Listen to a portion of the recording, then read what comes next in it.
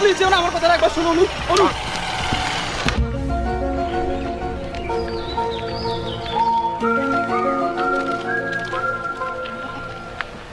সোনা, তুমি চিন্তা করো না।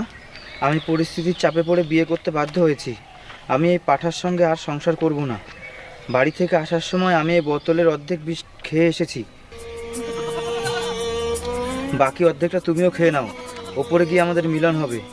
ইতি, তোমার অনু।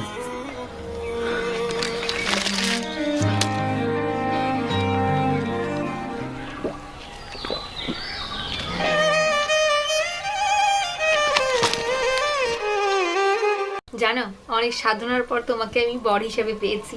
আমার তো মনে হচ্ছে তোমায় ছাড়া আমি আর বাঁচবই না।